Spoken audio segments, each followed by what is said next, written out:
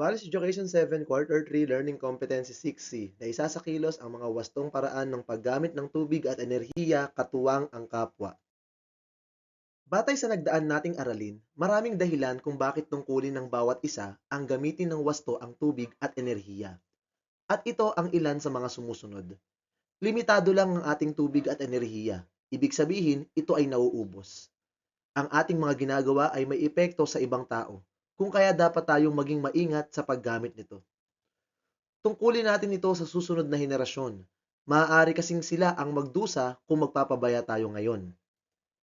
Ito ay nakatutulong upang maprotektahan ang kalikasan at mapabagal ang pagkasira nito. At nakatutulong ito sa pagpapababa ng gastusin sa ating pamilya. Ang tubig at enerhiya ay mahalagang yaman na may limitasyon. Bagamat tila palaging may umaagos na tubig mula sa ating gripo at patuloy na may kuryente sa ating mga tahanan, ang totoo, limitado ang supply ng mga ito.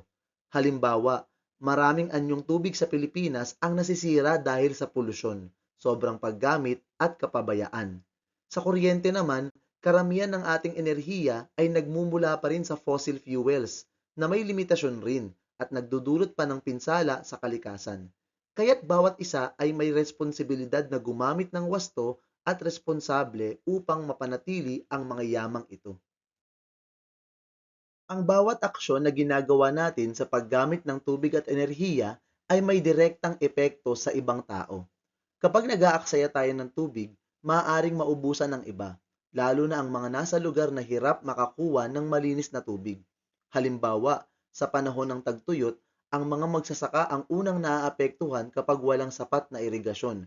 Sa enerhiya naman, ang labis na konsumo ay maaaring magdulot ng power outages na nakasisira sa negosyo, paaralan at pang-araw-araw na buhay ng maraming tao. Kaya't mahalagang tandaan na ang ating wastong paggamit ay hindi lamang para sa ating sarili, kundi para sa ikabubuti ng lahat. Tayo ay may pananagutan na isecure ang kalikasan at likas na yaman para sa mga susunod na henerasyon. Ang tubig at enerhiya na ginagamit natin ngayon ay hiniram lamang natin mula sa kanila. Kung patuloy tayong mag-aaksaya, ano pa ang matitira para sa kanila? Halimbawa, ang mga kabataan sa hinaharap ay maaaring magdusa mula sa kakulangan ng tubig o sobrang init ng mundo dahil sa mataas na konsumo ng enerhiya ngayon. Kaya't tungkulin natin maging mabuting tagapangasiwa ng mga yamang ito at siguraduhing may sapat na tubig at enerhiya na magagamit nila sa kinabukasan. Ang paggamit ng tubig at enerhiya ay may negatibong epekto sa ating kalikasan. Kapag mali ang pagtrato natin sa tubig, mas maraming polusyon ang napupunta sa ating mga ilog at dagat na nagiging sanhi naman ng pagkamatay ng mga isda at iba pang hayop. Sa paggamit naman ng enerhiya, ang labis na pagkonsumo ay nagpapataas ng carbon emissions na nagdudulot ng global warming at mas matitinding bagyo o tagtuyot. Sa pamamagitan ng wastong paggamit tulad ng pagtitipid sa kuryente at pagpapanatiling malinis ng ating anyong tubig, nakakatulong tayo sa pagsugpo sa mga problemang ito. Tayo ay may responsibilidad na alagaan ng kalikasan dahil tayo rin ang nakikinabang dito. Ang pagtitipid sa tubig at enerhiya ay hindi lamang nakakatulong sa kalikasan, kundi may direktang benepisyo rin ito sa atin. Kapag hindi tayo nag-aaksaya ng tubig, bumababa ang ating bayarin sa tubig. Sa paggamit naman ng energy-efficient appliances at hindi pagbababad sa kuryente, nababawasan ang ating electric bill. Isipin ng ganito, kung lahat tayo ay magtitipid, mas maraming pondo ang maaaring ilaan para sa iba pang pangangailangan tulad ng pagkain, edukasyon o kalusugan. Sa ganitong paraan, hindi lamang tayo nakakatipid, kundi natutulungan din natin ang ibang tao dahil mas marami tayong napagkakasya. Ang pagpapahalagang nais ituro at linangin sa atin ng ating araling ito na patungkol sa wastong paggamit ng tubig at enerhiya ay ang pagpapahalaga sa pagtitipid o thriftiness. Ano nga ba ito? Ang pagiging matipid ay nangangahulugan na maingat na paggamit ng ating mga yaman tulad ng tubig at enerhiya.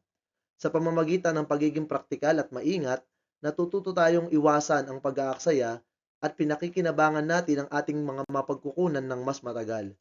Hindi lamang ito nakatutulong sa ating sarili, kundi pati na rin sa kalikasan at sa hinaharap na henerasyon. Bakit nga ba mahalagang malinang sa atin ang pagpapahalaga sa pagtitipid? O bakit mahalagang maging matipid tayo? Una, napapababa nito ang gastusin. Sa bawat litro ng tubig at unit ng kuryenteng hindi nasasayang, nababawasan ang iyong gastusin. Halimbawa, ang simpleng pagpatay ng ilaw ay maaaring magbawas ng halos 10 hanggang 20% sa iyong buwanang bayarin sa kuryente. Ang ganitong pagtitipid ay nagbibigay daan sa iyo upang magamit ang iyong pera sa mas mahalagang bagay. Ikalawa, sa pamamagitan ng pagtitipid, napapangalagaan ng kalikasan. Kapag mas kaunti ang tubig at kuryenteng ginagamit, mas kaunti rin ang pressure na inilalagay sa ating likas na yaman. Binabawasan nito ang pangangailangan sa mga planta ng enerhiya at water treatment na nagdudulot ng mas kaunting polusyon at mas maayos na kalagayan para sa ating kalikasan. At pangatlo, sa pagiging matipid, natututo tayong maging mapanagutan o responsable. Ang pagiging matipid ay nagsisimula sa maliit na hakbang na ginagawa ng bawat isa. Sa simpleng pag-iwas sa pag-aaksaya, natututo tayong maging mas responsable, hindi lamang sa ating tahanan, kundi sa komunidad. Ang kaalaman at disiplina na ito ay makatutulong sa pagbibigay ng inspirasyon sa iba upang magtipid din. At para sa inyong performance task, magkakaroon kayo ng gawaing pinamagatang katuwang sa pagtitipid, ang sama-samang wastong paggamit ng tubig at enerhiya. Ang klase ay hahatiin sa 5 pangkat. Tatalakayin ng bawat pangkat at itatala ang mga karaniwang paraan kung paano nasasayang ang tubig at enerhiya sa bahay, paaralan o komunidad. Mag-iisip ng 3 praktikal na solusyon upang mabawasan ang pag-aaksaya. Halimbawa, para sa tubig, ayusin ang mga tagas, mag-reuse ng tubig o gumamit ng timba kaysa hose.